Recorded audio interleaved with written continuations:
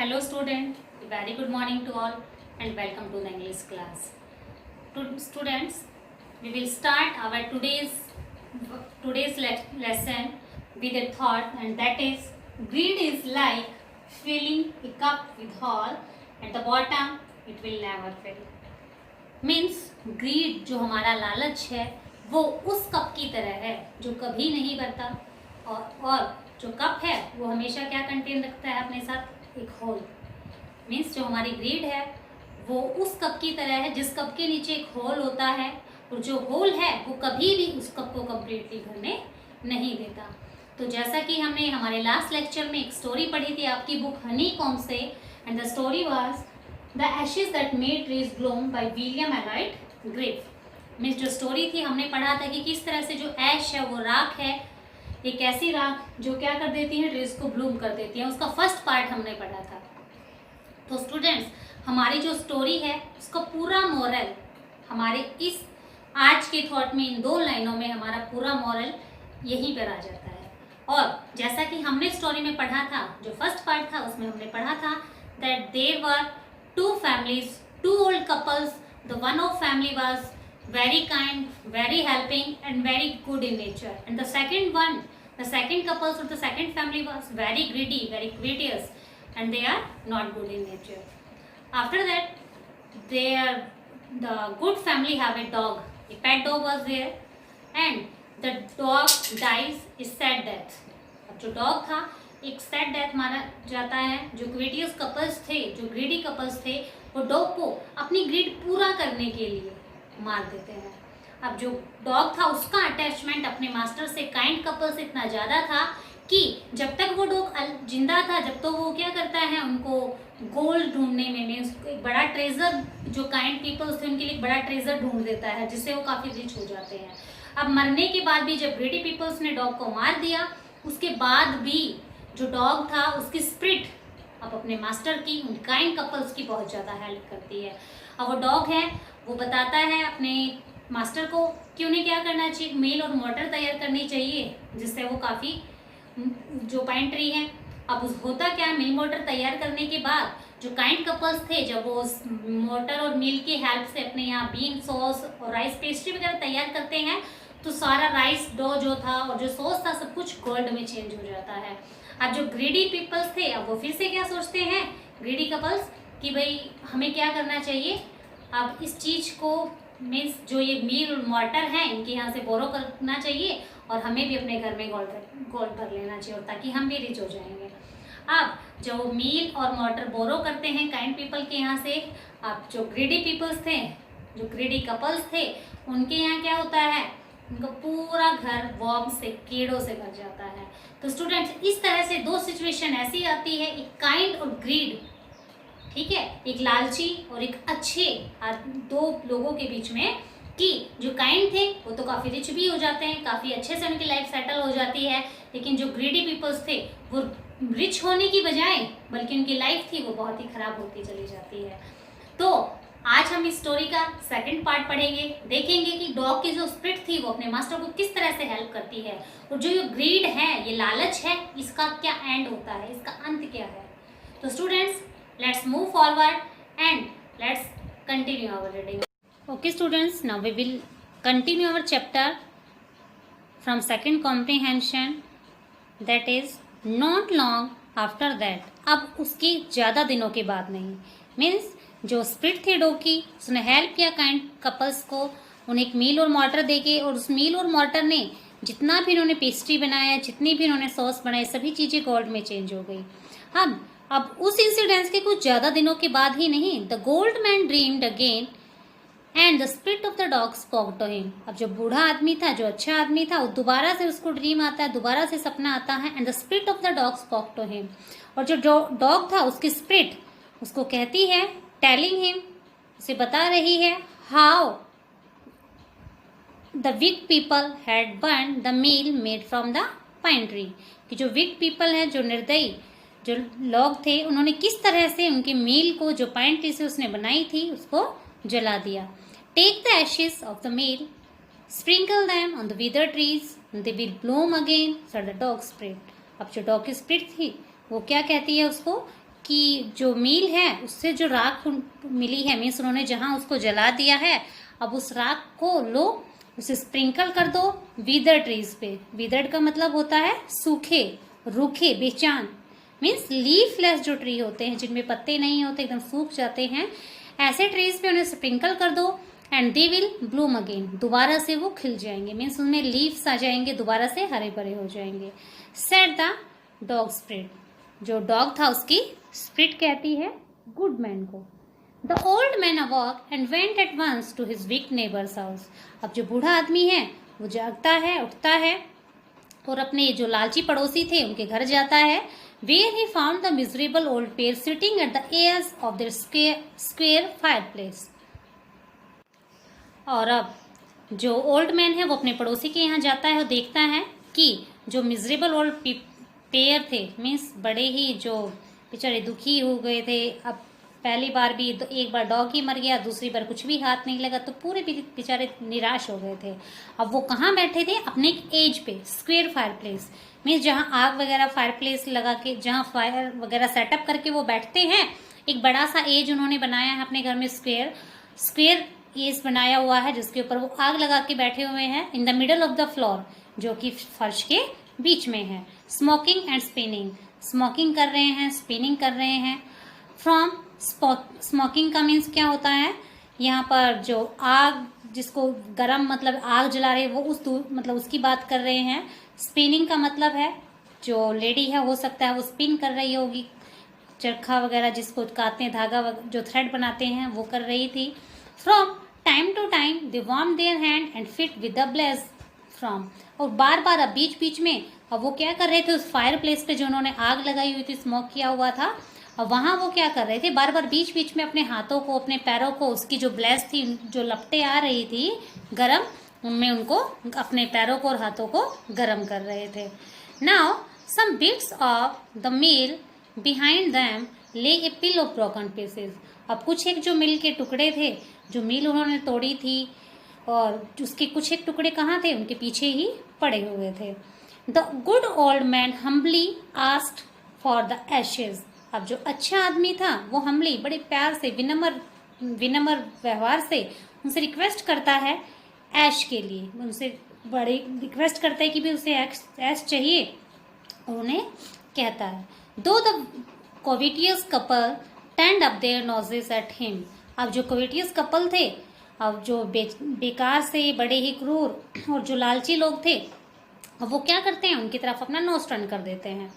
And scolded him, और उसे डांटते हैं, as if he were a thief, ऐसे कि जैसे वो कोई चोर हो।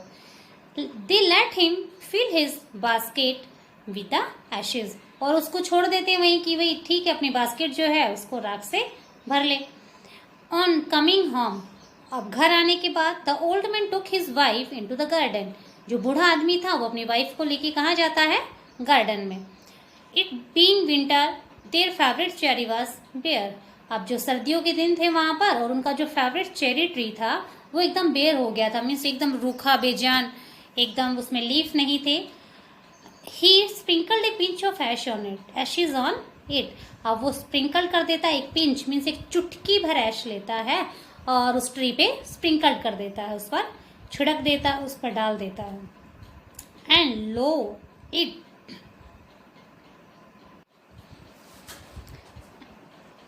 he sprinkled, it sprouted blossoms until it became a cloud of pink blossom with perfumed the air. अब वो देख के काफ़ी सरप्राइज हो जाता है, और वो देखते हैं कि जो चेरी ट्री था जो एकदम सूख गया था, पूरी तरह से वो खिल जाता है, एकदम पिंक, जो फ्लावर थे उसके ऊपर पिंक, पूरी तरह से वो गुलाबी हो जाता है, और वहाँ पर जो उसमें ब्लॉसम जो वो खिला था उसकी इतनी अच्छी चारों तरफ एक परफ्यूम जैसी खुशबू पूरी हवा में फैल जाती है। The news of this filled the village and everyone ran out to see the wonder. अब जो ये खबर थी, इस तरह की न्यूज थी कि भाई ऐश जो है उसको स्प्रिंकल करने से जो चेरी था वो दोबारा से ग्रीन हो गया, ये पूरे गांव में फैल जाती है। And everyone ran out to see the wonder, और हर कोई वहां पर उस ट्री को देखने के लिए आते हैं कि जो सरप्राइज भी ऐसा जो वंडर है वो कैसे हो गया कि सूखा जो बेजान पेड़ था वो दोबारा से हरा हो जाता है। The courteous couple also heard the story and gathering up the remaining ashes of the meal kept them to make withered trees blossom। अब जो courteous couple थे उन्हें भी कहानी सुनती मीन्स उन्हें भी इस बात का पता चलता है। And gathering up the remaining ashes of the mill, अब जो बाकी उनके यहाँ ऐश बची थी एक बास्केट भरने के बाद, अब उस ऐश को वो क्या करते हैं, इकट्ठा कर लेते हैं। Keep them to make withered trees blossom, अब उस राख को वो रख लेते हैं कि वो भी क्या करेंगे, अब सूखे जो बेजान पेड़ हैं उनको खिलाएंगे, वो भी मीन्स उनको भी वो सुंदर वही हरा भरा उसको बनाएंगे। The kind old man hearing that his lord the daimyo was to pass along the high road near the village set out to see him taking the basket of ashes। अब जो बूढ़ा आदमी था उसे पता चलता है कि उनके यहाँ जो डाइमो थे, उनके लॉर्ड जो थे, मीन्स जैसे कि अब किंग होते हैं, जो लैंड ओनर्स होते हैं, बड़े आदमी होते हैं, उनके यहाँ भी जो जापान में डाइमो होते थे 19th सेंचुरी में, उसको पता चलता है कि उनके जो डाइमो है वो अभी यहाँ से गुजरने वाले हैं। तो वो सोचता है कि वो अपने डाइमो को देखेंगे, या फिर इस पर्पज से set out to see him, उसे देखने के लिए बाहर आते हैं। Taking his basket of ashes, उसकी जो बास्केट थी उसके साथ राख की ऐश की, वो उसके साथ ही होती है। As the train approached he climbed up into an old withered cherry tree that stood by the wayside। अब जैसे ट्रेन जो है अप्रोच्ड, यहाँ पर ट्रेन रेलगाड़ी वाली ट्रेन की बात नहीं हो रही है स्टूडेंट्स, यहाँ पर जो ट्रेन है वो है एक मीन्स जो पूरा जब बहुत सारे लोग एक जगह गैदर होते हैं वो रो में चलते हैं, एक कारवा जिसको हम कहते हैं, बहुत से लोग एक रो में एक मूवमेंट की तरह जब एक चलते एक मूवमेंट की तरह, उनके डायमो जो थे, उनके राजा उनके साथ चलते हैं, उनके आगे पीछे जो लोग होते हैं, कुछ एक उनके जो नाइट्स होते हैं, कुछ सोल्जर्स होते हैं, उन सबकी जो अप्रोच था, मतलब जो ट्रेन था मीन्स उन्हें बहुत सारे लोगों के बीच में जो उनके डायमो थे या किंग थे वो चल रहे थे।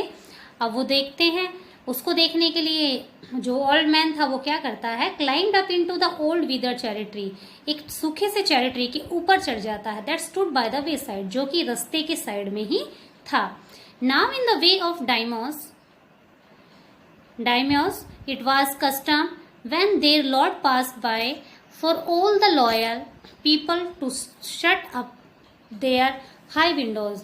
अब उन दिनों में क्या था, एक तरह से एक रूल था, एक इंस्ट्रक्शन लोगों को मिली हुई थी कि जब भी जो डायमोस थे वो रास्ते से गुजरेंगे तो कस्टम के अकॉर्डिंग क्या होता था, वहाँ के रीति रिवाज कैसे होते थे कि जब भी जो प्रोसेशन था, जो ट्रेन था, जो कारवा था, अपने डायमो के साथ वहां से गुजरता था, तो लोगों का कहना था वहां पर कि जो विंडोज हैं वो क्या कर लेंगे, लोग कोई भी ऐसा आदमी नहीं होगा, घरों से लोग खिड़कियों से झांक के बाहर नहीं देखेंगे, उनकी जो खिड़कियां थी वो बंद कर देंगे। They even pasted them fast with A slip of paper, यहाँ तक कि बहुत से लोग जो थे उन्होंने तो जो अपनी खिड़कियां थी उनको पेपर्स के साथ, स्लिप्स के साथ वो उसको पेस्ट भी कर देते, so as not to commit an impertinence of looking down on his lordship. और किसी तरह की मीन्स एकदम ऐसे ही विंडो क्लोज कर देना, बची हुई विंडो की अगर छोटी मोटी जगह थी उन पे स्लिप्स या पेपर लगा देना, ताकि कोई भी अपने जो राजा थे उनको ना देख सके, डायमोस को ना देख सके, उनके बारे में किसी तरह की अशिष्टता या फिर कोई किसी भी तरह की कोई बातें ना कर सके। All the people along the road would fall upon their hands and knees and remain prostrate until the procession passed by। अब जितने भी लोग मीन्स जो घरों के अंदर थे तो उन्हें तो कहा जाता था कि वो खिड़कियों से बाहर नहीं देखेंगे, और सपोज जो लोग रोड पे चल रहे हैं, जो बाहर हैं, वो लोग क्या करते थे, अपने जहां पर भी होते थे रोड पे वहीं अपने हाथ, अपने नीज, अपने घुटने नीचे रख के मीन्स डाउन करके उनको, जब तक जो प्रोसेशन था, जब तक लोग वहां से गुजरते डायमोस के साथ, जब तक वो अपने हाथ और घुटने नीचे रख के अपनी गर्दन नीचे करके रोड के साथ में ही बैठे रहते। द ट्रेन ड्रीव नियर, अब जो कारवा था वो एकदम पास आ गया। वन टोल कॉम्पिटेंट मैन मास्ट ए हेड, अब जो कारवा था, जो ट्रेन था, उसके आगे एक लंबा सा आदमी जो काफी कॉम्पिटेंट होता था, मीन्स काफी कुशल होता था, अपने उसमें काफी एबिलिटीज होती थी, क्वालिटीज, तो एक ऐसा आदमी हमेशा जो ट्रेन था उसके आगे आगे मार्च करता था। Crying out to the people by the way, और पूरे रास्ते लोगों को क्या क्राई करता रहता है, क्या बोल बोल के कहता रहता, gate down on your knees, gate down on your knees means अपने घुटनों पर नीचे हो जाओ या अपने घुटनों पर बैठ जाओ। And every one knelt down while the procession was passing, और सभी लोग जो रास्ते में होते उस समय सभी अपने घुटनों पर बैठ जाते जब तक कि जो प्रोसेशन था वहां से आगे नहीं निकलता। Suddenly the leader of the van caught sight of the aged man up in the tree, अब अचानक जो लीडर था मीन्स जो आदमी था जो प्रोसेशन के बिल्कुल आगे चल रहा था, उसकी साइट, उसकी नजर कहाँ पर पड़ती है, उस आदमी पर, उस बूढ़े आदमी पे जो पेड़ पर चढ़ा हुआ था। मीन्स हमने पीछे पढ़ा अभी जो कि ओल्ड काइंड मैन था वो पेड़ पर चढ़ जाता अपने डायमो को देखने के लिए। अब जो आदमी था उसकी भी नजर पड़ जाती है कि जो काइंड पर्सन है वो किस पर चढ़ा हुआ है, पेड़ पर चढ़ा हुआ है। He was about to call out to him in an angry tone, वो बस उसे एंग्री टोन में बोलना ही चाहता था, बस थोड़ा बोलने ही वाला था, क्योंकि अकॉर्डिंग टू द कस्टम्स वहां क्या होता था कि भी कोई भी डायमोस को नहीं देख सकता था, मीन्स जो बाहर के लोग थे वो नहीं देख सकते थे, लेकिन वो ट्री पे बैठ के उसको देख रहा था, तो इस चीज के लिए उसको काफी गुस्सा आया कि जो कस्टम्स थे उनको फॉलो नहीं किया गया। लेकिन but seeing he was such as old fellow, लेकिन अब वो आदमी देखता है जो प्रोसेशन के आगे था, वो देखता है कि बेचारा बहुत बूढ़ा है। She pretended not to notice him, वो इस तरह से रिएक्ट करता है, इग्नोर करता है उसको जैसे ही उसने नोटिस ही नहीं किया। एंड पास्ड हिम बाय, और वहां से गुजर जाता है। So when the daimyo's palanquin near drew near palanquin drew near, अब जैसे ही जो डायमोस थे उनकी जो पाल्क्विन क्या होती है, जैसे कि आपने देखा होगा, पिक्चर्स भी देखी होंगी या फिर कहीं भी किसी तरह आपने देखा है कि जो बीच में एक वुड की, एक लकड़ी की एक बॉक्स सा होता है जिसके अंदर लोग, जैसे पालकी जिसको हिंदी में कहा जाता है, जिसको 4 लोग ड्राइव करते हैं, उसको कंधे पे लेके चलते हैं और जो राजा है वो उसमें बैठा होता है। तो जो उनकी जो पाल्क्विन थी, उनकी जो पालकी थी डायमोस की, अब वो जैसे ही नजदीक आती है, the old man taking a pinch of Ashes from his basket scattered it over the tree, अब जो बूढ़ा आदमी था वो एक थोड़ा सा पिंच, एक चुटकी भर ऐश लेता है बास्केट में से और उस पे जो चेरी ट्री था जिसके ऊपर वो सूखे चेरी ट्री पे चढ़ा हुआ था, उस ट्री के ऊपर उसको स्प्रिंकल कर देता है।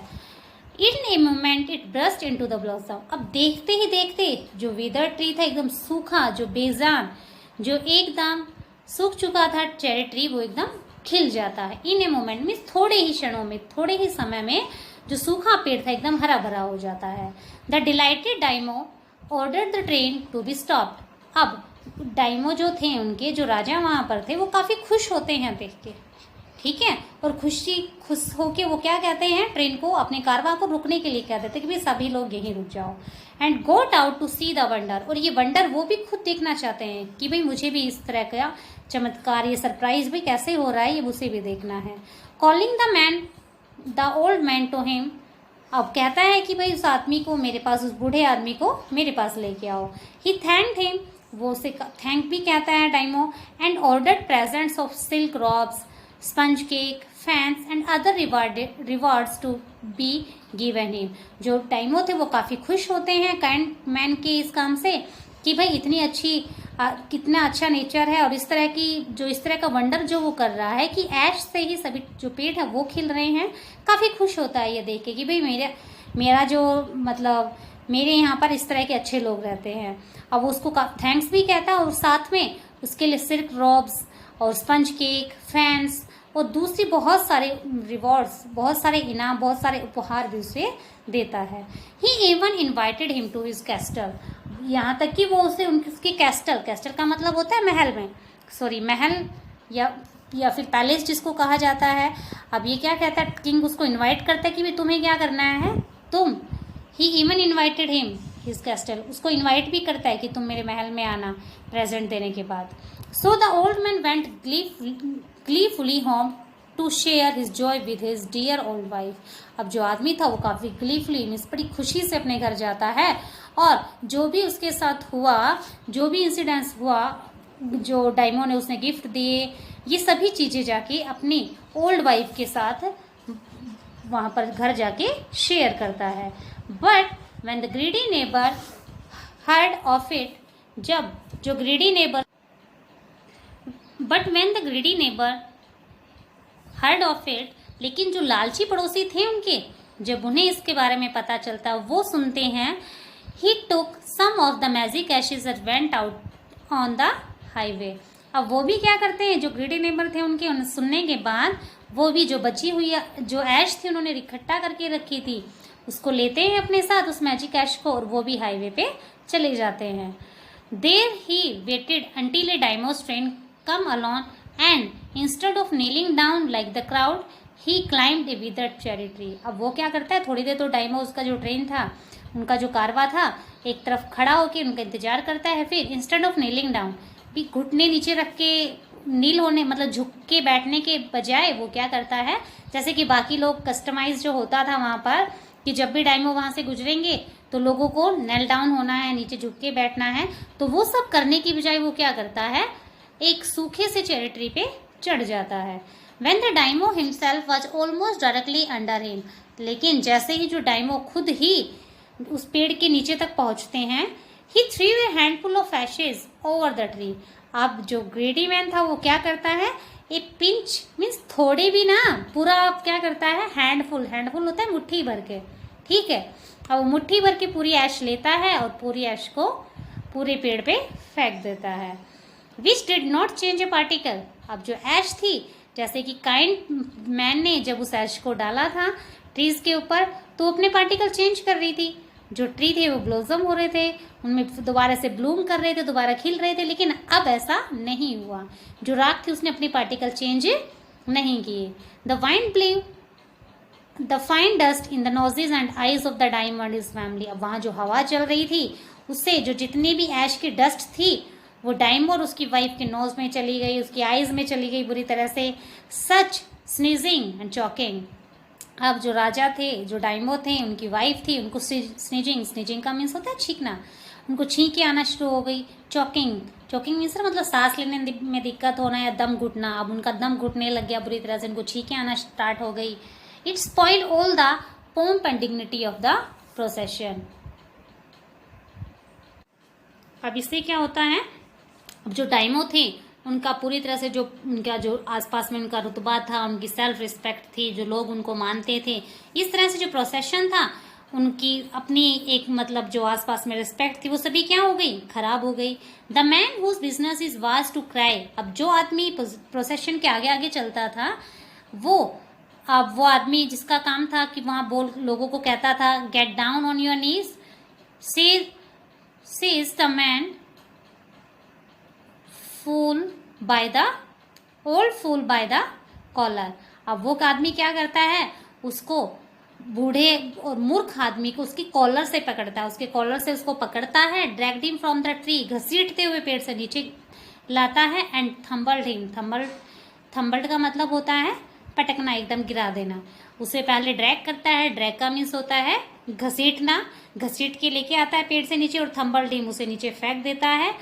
And his ash basket into the ditch by the road. और उसकी जो ऐश बास्केट थी, जो राख की टोकरी थी, उसको रोड की साइड में एक डिच में फेंक देता है. डिच होता है जैसे पानी का कोई गड्ढा हो या छोटी मोटी जहाँ से पानी निकलता हो, खाई वगैरह, तो ऐसा एक डिच थी साइड में वाटर की, उसमें उसको एक डिच जो थी उसमें फेंक देता है.